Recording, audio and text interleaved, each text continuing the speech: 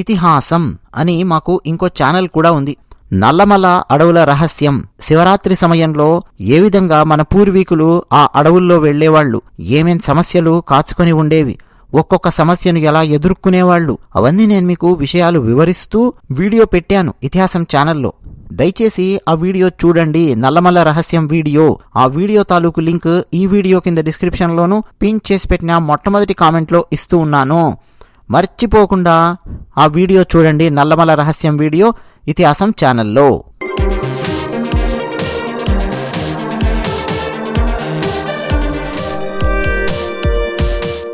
Hi friends, America అధ్యక్షుడు Donald ట్రంప్ను కూరలో కరివేపాకు ముక్కలాగా తీసి అవతల పారేసినట్టుగా మాట్లాడాడు జెలెన్స్కీ. ఇది 3 రోజుల క్రితం వార్త. కానీ ఇప్పటి పరిస్థితి ఏంటో తెలుసా? కాళ్ల బేరానికి రావడం కాదు, అంతకంటే ఘోరమైన పరిస్థితుల లోపలికి వెళ్లి మరీ అడుక్కుంటూ ఉన్నాడు జెలెన్స్కీ డొనాల్డ్ ట్రంప్ని. ఏమంటే అమెరికా అధ్యక్షుడు అంటే, అంత పెద్ద ప్రజాస్వామ్య దేశం అమెరికా, అంటే శక్తివంతమైన దేశము అమెరికా, సహాయం చేయడానికి వచ్చినటువంటి అమెరికా, అటువంటి దేశంతో ఇష్టం వచ్చినట్టుగా పిచ్చి పిచ్చి ప్రేలాపనలని పేలాడు, ఆవేశపూరితంగా మాట్లాడాడు జెలెన్స్కీ. దానికిప్పుడు ఫలితాన్ని అనుభవిస్తూ ఉన్నాడు. ఎందుకంటే డొనాల్డ్ ట్రంప్ నిన్న రాత్రి డైరెక్ట్గా ప్రకటించాడు, ఉక్రెయిన్కు మేము సైనిక సహాయాలు ఆపేస్తూ ఉన్నాము, సహకారాన్ని నేను ఆపేస్తూ ఉన్నాను అని చెప్పి ప్రకటించాడు. ఆ ప్రకటన దెబ్బకు ఒక్కసారిగా ఉక్రెయిన్తో పాటు యూరోపియన్ యూనియను, నాటోలో ఉన్న ఇతర దేశాలు, యూకే, వీళ్ళందరూ కూడా ఉలిక్కి పడినటువంటి పరిస్థితి. డైరెక్ట్గా ట్రంప్ చెప్పేశాడు, ఇక యుఎస్ఏ మిలిటరీ ఉక్రెయిన్కు వెళ్లదు, ఉక్రెయిన్కు సహాయ సహకారాలు అందించదు అని చెప్పేశాడు. ఇక ఉక్రెయిన్ మరింతగా బలహీనం అయిపోతున్నటువంటి పరిస్థితి. రష్యాతో యుద్ధంలో ఉన్నటువంటి ఉక్రెయిన్కు 3 సంవత్సరాలుగా సైనిక సహాయాన్ని అందిస్తూ వస్తోంది అమెరికా. అంటే అమెరికన్ ట్యాక్స్ పేయర్స్ డబ్బుని, బిలియన్ల కొద్దీ డాలర్ల డబ్బుని సహాయంగా ఇచ్చింది అమెరికా. అయితే మొన్న జెలెన్స్కీ చేసినటువంటి వ్యవహారము, ఆయన తీరు, అడ్డదిడ్డంగా డొనాల్డ్ ట్రంప్తో మాట్లాడడము, ఇవన్నీ చూసి డొనాల్డ్ ట్రంప్కి అసలే తలతిక్క మనిషి. సరే బిడ్డ, అయితే నేను నా సైనికులను ఉపసంహరించుకుంటాను, నీ సావు నువ్వు చావు, ఇక ఎలా యుద్ధం చేస్తావు చేసుకోపో అన్నట్టు డొనాల్డ్ ట్రంప్ నిన్న రాత్రితో చెప్పేశాడు. తక్షణం ఆ నిర్ణయం అమల్లోకి వస్తుంది అని కూడా చెప్పాడు. $100 కోట్ల పైగా, అంటే 8,722 కోట్ల రూపాయల విలువైన ఆయుధ సామాగ్రి సరఫరా మీద కూడా దాని ప్రభావం పడబోతోంది అని అమెరికాకు చెందినటువంటి సీనియర్ అధికారులు మీడియా ముందు చెప్తూ ఉన్నారు. అంటే ఇక మీదట, అంటే ఇమ్మీడియట్ గా ఉక్రెయిన్కు వెళ్లాల్సినటువంటి $100 కోట్ల విలువైన ఆయుధ సామాగ్రి కూడా ఉంది, అది కూడా ఆపేస్తూ ఉన్నారు. ఉక్రెయిన్ అసలు యుద్ధం చేయాలి అంటే అండి, ప్రతి వారము కనీసం $5 బిలియన్ డబ్బు ఖర్చు పెడితే తప్ప యుద్ధం చేయలేనటువంటి పరిస్థితి, యుద్ధం సస్టైన్ అవ్వలేనటువంటి పరిస్థితి. అంతేకాకుండా అండి, ఉక్రెయిన్ సెక్యూరిటీ అసిస్టెన్స్ ఇనిషియేటివ్ కింద అమెరికా కంపెనీల నుంచి ఆయుధాలు కొనుగోలు చేయడానికి ఉక్రెయిన్కు అందిస్తున్న లక్షలాది డాలర్ల సహాయం కూడా నిలిచిపోతుంది అని చెప్పి ప్రకటించారు. జాతీయ భద్రతకు సంబంధించిన చాలా మంది అధికారులతో సమగ్రంగా చర్చించిన తర్వాతనే అమెరికా అధ్యక్షుడు డొనాల్డ్ ట్రంప్ ఈ నిర్ణయాన్ని నిన్న రాత్రి ప్రకటించినట్టుగా అమెరికా అధికారులు చెప్తూ ఉన్నారు. అంటే ఏదో టక్కున ఆవేశంలో తీసుకున్న నిర్ణయం కాదు, అంతర్గత భద్రతకు సంబంధించిన అధికారులతో చాలా లోతుగా గంటల కొద్దీ చర్చించి ట్రంప్ ఫైనల్ గా ఈ నిర్ణయాన్ని తీసుకున్నాడు అన్నది అర్థం అవుతోంది. రష్యాతో శాంతి చర్చలకు, శాంతి ఒప్పందానికి ఉక్రెయిన్ కట్టుబడి ఉంది అని డొనాల్డ్ ట్రంప్ నిర్ధారించుకునేంత వరకు ఈ నిర్ణయం అమల్లో ఉంటుంది అని చెప్తున్నారు. అలాగే అమెరికా అంతర్గత వ్యవహారాల శాఖ ప్రకారము రష్యా ఆక్రమణ మొదలైన తర్వాత 2022 ఫిబ్రవరి 24 నుంచి మొదలెట్టి ఇప్పటి వరకు ఉక్రెయిన్కు అమెరికా $6,590 కోట్ల సైనిక సహాయాన్ని అందించింది అమెరికా. మన ఇండియన్ కరెన్సీలో చెప్పాలంటే 5,74,811 కోట్ల రూపాయలు. అంటే దాదాపు ఆంధ్రప్రదేశ్, తెలంగాణ 2 రాష్ట్రాలకు చెందిన ఒక సంవత్సరం బడ్జెట్. అంటే ఎంత డబ్బు ఖర్చు పెట్టాలండి ఆంధ్రప్రదేశ్లో, తెలంగాణలో ఒక సంవత్సరంలో? అన్ని లక్షల కోట్ల బడ్జెట్, అంటే 5 లక్షల కోట్ల కంటే ఎక్కువ రూపాయల బడ్జెట్. అంత డబ్బుని ఉక్రెయిన్కు అమెరికా డాలర్ల రూపంలో సైనిక సహాయం కోసం అందించింది.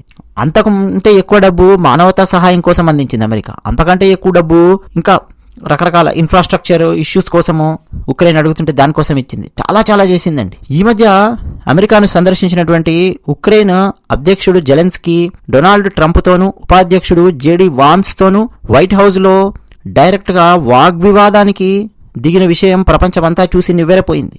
ఇందులో కొంతమంది అమాయక ప్రాణులు ఉక్రెయిన్ అధ్యక్షుడు కరెక్ట్గానే మాట్లాడాడు, తన దేశం కోసం రొమ్ము విరిచి మొనగాడిలాగా మాట్లాడాడు అని చెప్పి అమాయక ప్రాణులు కొంతమంది అనుకున్నారు. అసలు నీ డబ్బులతో నువ్వు యుద్ధం చేసుకోవాయా? నీ దేశం మీదకి ఎవరన్నా వస్తే నువ్వు అసలు ఆ పరిస్థితుల్లో ఉన్నావా? ఆ పరిస్థితుల్లో నువ్వు లేవు. అమెరికా విపరీతంగా సహాయం చేస్తే తప్ప నువ్వు యుద్ధాన్ని 3 సంవత్సరాలు కొనసాగించలేకపోయావు, సస్టైన్ చేయలేకపోయినటువంటి పరిస్థితి.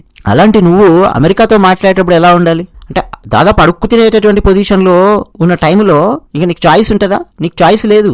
ఎంతసేపు నిన్ను ఆ యుద్ధ రంగంలో నిలబెట్టి ఇంకా యుద్ధం చేస్తూ సస్టైన్ చేయించాలంటే అమెరికన్ ట్యాక్స్ పేయర్స్ డబ్బును, కోట్లాది డాలర్ల డబ్బును తీసుకొచ్చి యుద్ధంలో పోయాల్సినటువంటి పరిస్థితి ఉంది. అమెరికాకి ఏం పట్టిందండి?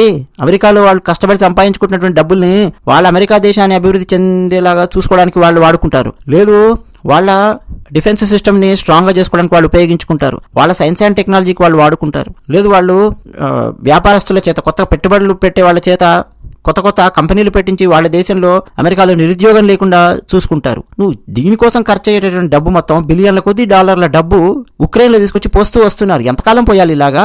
శాంతి ఒప్పందం చేసుకోవయా అని చెప్పి పిలిస్తేనేమో ముందేమో ఈయననే మా దేశంలో ఉన్న ఖనిజాలు అవన్నీ మీరు తవ్వుకోండి, అరుదైన ఖనిజాలు, దానికి బదులుగా ఉక్రెయిన్ దేశంలో ఇన్ఫ్రాస్ట్రక్చర్ డెవలప్ చేయండి అని చెప్పి ఉక్రెయిన్ అధ్యక్షుడు బేరం పెట్టాడు. ఫస్ట్ ఓకే అంది అమెరికా, ఎస్ అని చెప్పింది. కానీ వైట్ హౌస్కి వెళ్ళి కూర్చొని మళ్ళీ ఏం మాట్లాడతాడు? భవిష్యత్తులో రష్యా మా మీద దాడి చేసినా సరే మీరు మళ్ళీ మాకు సెక్యూరిటీ ఇవ్వాలి అని చెప్పి మాట్లాడుతున్నాడు. అంటే అమెరికన్ డిఫెన్స్ వ్యవస్థ మొత్తం వెళ్ళి రష్యాతో భవిష్యత్తులో పోరాటం చేయడం కోసం సంతకం పెట్టాలా? సో ఇది అక్కడ జరుగుతోంది.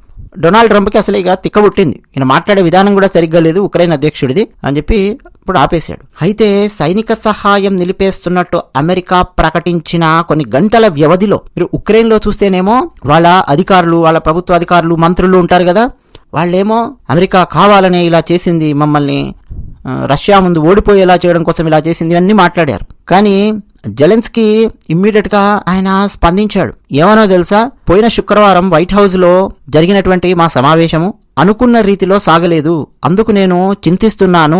పరిస్థితులను చక్కదిద్దాల్సిన సమయం ఆసన్నమయ్యింది. ముగింపు లేని యుద్ధం కొనసాగించాలి అని చెప్పి ఎవరం కోరుకోవడం లేదు. శాంతి కావాలని ఉక్రెయినియన్లకు తప్ప ఇంకెవరికి ఉంటుంది? సుస్థిరమైన శాంతి సాధన కోసం అధ్యక్షుడు డొనాల్డ్ ట్రంప్ యొక్క సమర్థ నాయకత్వంలో నేను నా బృందం కలిసి నడుస్తాము అని చెప్పి జెలెన్స్కీ మాట్లాడడం మొదలుపెట్టాడు. సో ఇప్పుడు ఏమిటి?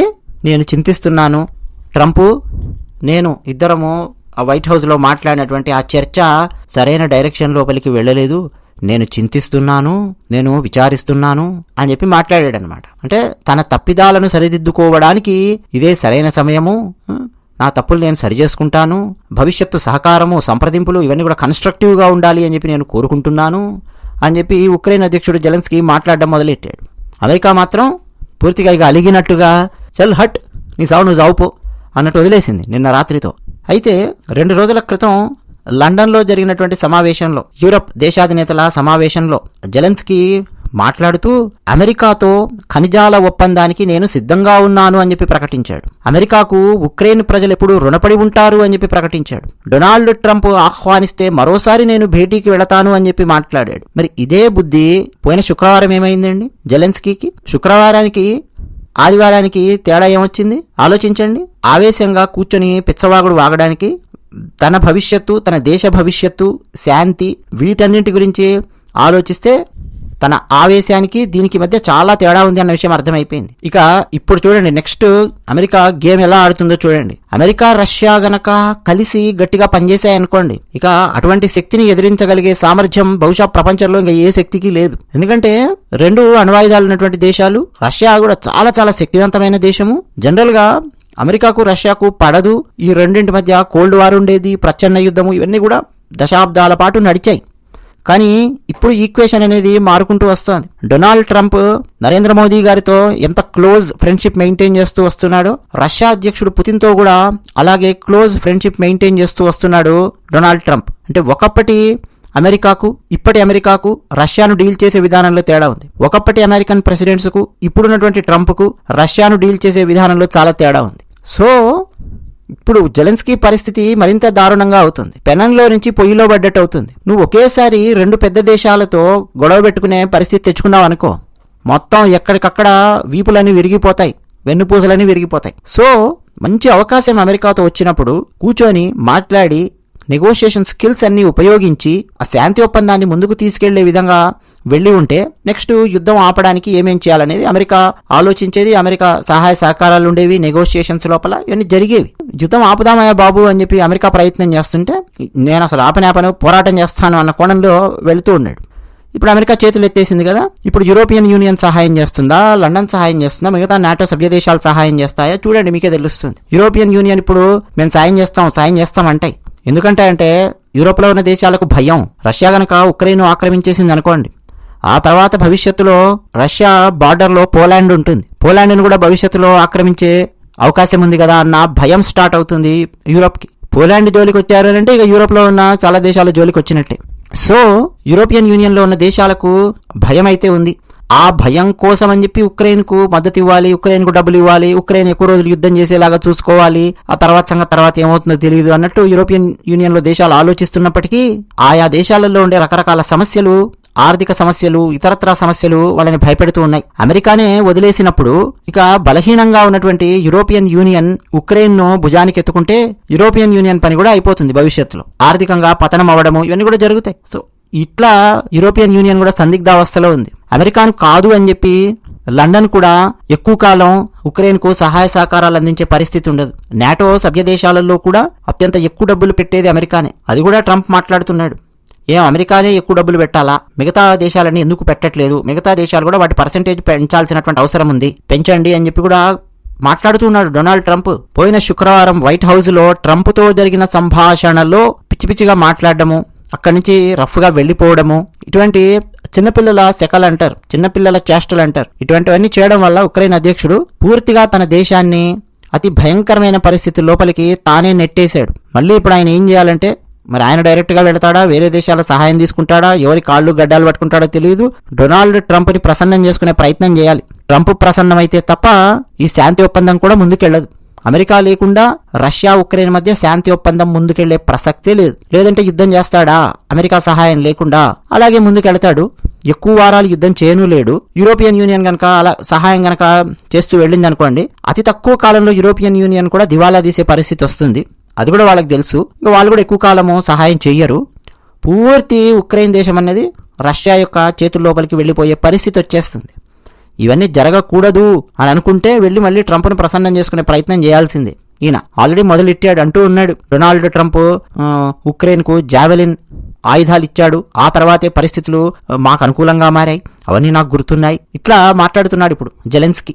మరి ఈ బుద్ధి పోయిన వారం ఉండి ఉంటే అసలు ఇక్కడ దాకా వచ్చేది కాదు. గోటితో పోయేదాన్ని గొడ్డల దాకా తెచ్చుకున్నాడు ఉక్రెయిన్ అధ్యక్షుడు. నీకే తినడానికి తిండి లేనప్పుడు, నువ్వే అడుగు తినే పరిస్థితుల్లో ఉన్నప్పుడు, నీకంటే చాలా ఎత్తులో ఉన్నటువంటి వాళ్లను పట్టుకుని తిట్టడము, వాళ్ళను గిల్లడము, కెలకడము, నువ్వేదో పెద్ద మహానుభావుడిలాగా డైలాగులు వేస్తే వాళ్ళ ముందు అడుగు తినే పరిస్థితుల్లో ఉన్నప్పుడు పరిస్థితి ఎలా ఉంటుంది? అది విషయం. ధన్యవాదాలు.